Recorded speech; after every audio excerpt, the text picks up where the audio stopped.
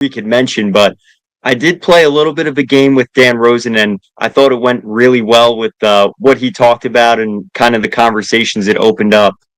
I'm not one for childlike games, but I'm going to mention a few names to you, and I just want your opinion on where they're at right now or where you think they can go as a player. You comfortable with that? Let's do it. All right. And actually, most of these names were on your top 10 Ranger prospect pool from August. So I figure let's see where they moved from then to now, in your opinion. First being Brennan Othman.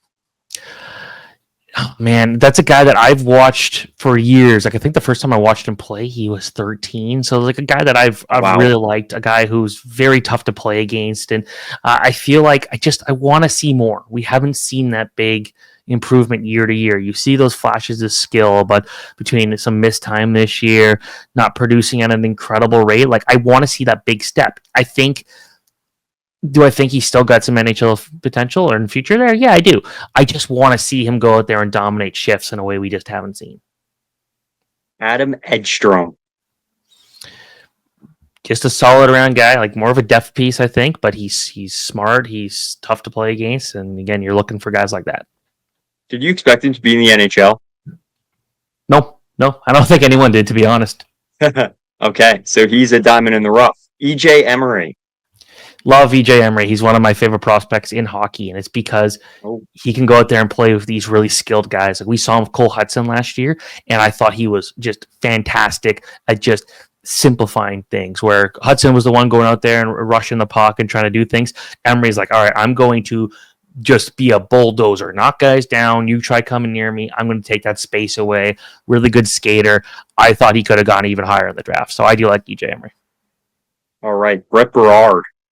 A guy that isn't big, but I think that he's got that little tenacity to him where he wants to move, he wants to make things happen, and I think he'll be one of those guys he'll play some NHL games.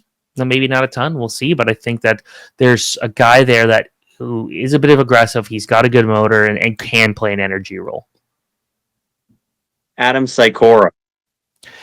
That's one where it's interesting. His development kind of was interesting, but I don't think he's going to be a big-time producer in the NHL. That's not his thing. It's more of going out there and working really hard, winning those battles. Like it almost feels like he takes things personally there. So he could be one of those guys that's maybe a fourth liner, maybe a call-up option, but can kill penalties and things like that. The next three, I think, are extreme wild cards. Robertson. I don't really know if there's anything there, to be honest, anymore. It's kind of just this guy who's been in the system for a while, hasn't really shown it. Like a lot of the notes that a scout might have on them from his draft year in 2019 hasn't really changed at this point, so not too high on him. Not high on Robertson. Garand. I think he could be a backup goalie in the NHL. I think that he's not a big goalie, but he's really athletic. I think he's got a really good glove hand. He moves well, skates well in the crease. So I think he could be a backup goalie. And lastly, Bryce McConnell Barker. Oh, man. So I remember watching, again, that's another guy I kind of saw at a young age where it seemed like, okay, there's something there because he's a good two-way player, really smart, has crazy hair. But also, for me, it's he wants to support his teammates. He wants to go out there. He's not going to be the guy driving the play. He's not going to go out there and put 1 billion points up on the board like we're seeing him in the AHL. He's been fine. More of a fourth line guy at best. But to me, he's not too high on my radar.